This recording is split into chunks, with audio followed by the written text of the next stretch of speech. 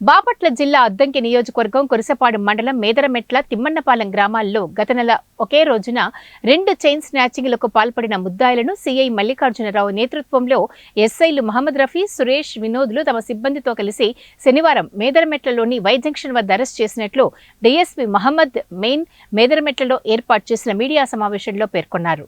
ముద్దాయిలు కొత్తపట్నం మండలానికి చెందిన దర్శనాల ఏడుకొండలు, ఆసిద్దులని, వీరిపై ప్రకాశం జిల్లాలో పాత కేసులు ఉన్నట్లు చెప్పారు.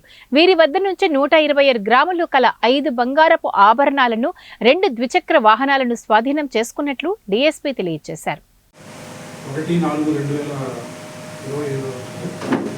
సాయంత్రం 6:30-7 గంటల టైంలో మన మేదరమెట్ల అవుట్స్కట్స్ దగ్గర 2 చైన్ స్నాచింగ్లు 5 నిమిషాల వ్యవధిలో జరిగింది. మీ అందరికీ తెలిసి ఉంటుంది.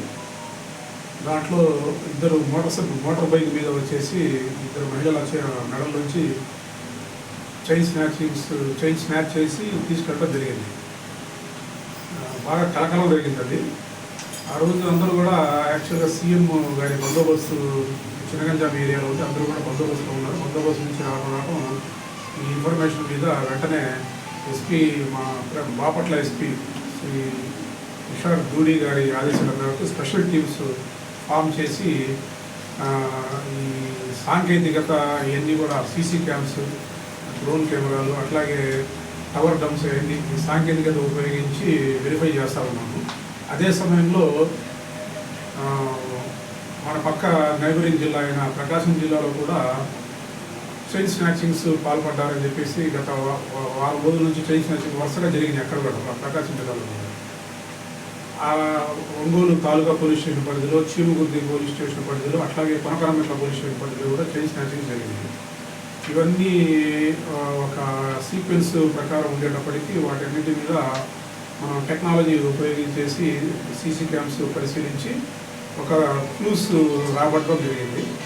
ఆ క్లూస్ వచ్చిన దాని మేరకు మనం ఈ చైన్ స్నాచింగ్స్ చేసిన వాళ్ళు ఈ దర్శనాల ఏడుకొండలు, ఇతను ఈతముక్కల గ్రామం, ఇతను కొత్తపట్నం మండలం, ప్రకాశం జిల్లా. అట్లాగే షేక్ ఆషిద్, ఇతను కూడా ఈతముక్కల గ్రామం, కొత్తపట్నం మండలం. వీళ్ళు చేసి ఉంటారని చెప్పేసి మనకి ఇన్ఫర్మేషన్ రావడం జరిగింది.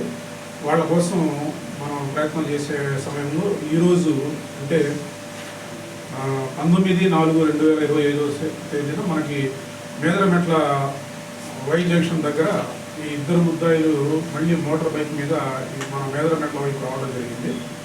ఆ సమాచారం మేరకు మన